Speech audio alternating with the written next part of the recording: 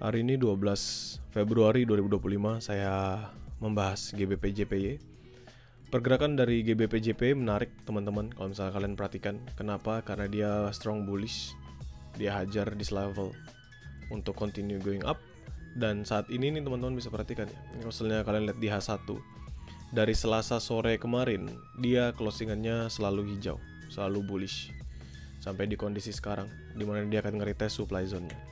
Ini adalah salah satu supply zone yang cukup menarik karena kalau misalnya kita lihat selain dia supply zone dari mid di sini Rabu 5 Februari, ini adalah supply zone trend line juga ya, downtrend line dari channel atasnya. It means apa? Ya salah satu area yang cukup menarik untuk teman-teman perhatikan dan memanfaatkan untuk entry adalah within this level. Patokan saya sederhana teman-teman. Ini kalau misalnya kalian lihat trend line-nya, ini seandainya dia nabrak kan, berarti kan di pertengahan sini ya, 191630. Jadi ada dua zona 1914 1916 di level 1914 1916 untuk kalian entry, jadi jaraknya 20 sampai 30-an pips, atau kalian masuknya di 1916 1918. Tentu lebih safe adalah entry-nya di 1918 ya, karena kalian nunggu sampai dia confirm terlebih dahulu. Coba kita lihat berdasarkan Fibonacci retracement, taking from this high level sampai ke lowest levelnya. Teman-teman lihat 79-nya sudah di break, ini 190851 ya. Kalian bisa perhatikan, ini sebenarnya dia break strong, ini kan supply. Dia hajar satu candlestick bullish momentum jam 8 pagi. So, ini memang cukup dan menurut saya high risk-nya ya really high risk. Tapi tetap namanya supply zone, it's a supply zone, bisa dimanfaatkan untuk entry-annya. If we take the level dari the highest one sini swing high-nya sampai ke swing low, 79-nya ada di 191.9, artinya ya pas banget di 191.8-nya nih. Tapi ini H4 teman-teman. Nah, saya patokannya adalah H1 aja ya, within the H1. Kalau misalnya pandangan saya adalah selama gampangnya gini, teman-teman entry sell-nya sell for continuation only. Kalau misalnya dia break kembali ke 191.4, contohnya daripada kalian bingung kalau saya ngomongin nggak breakout kan ya, orang masih belum memahami secara konseptualnya.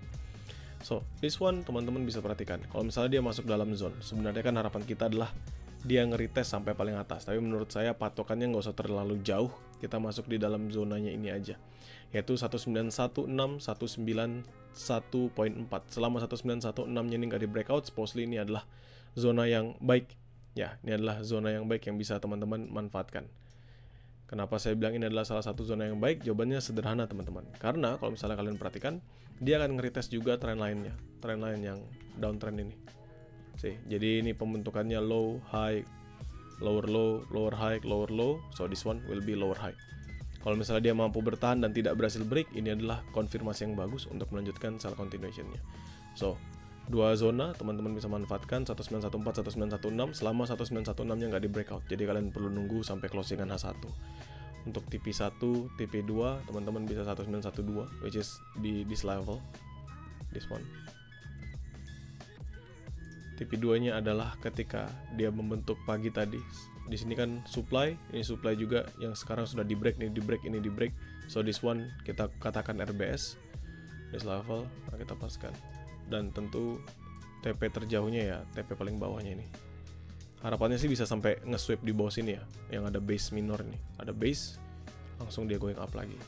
Harapannya bisa sampai sana.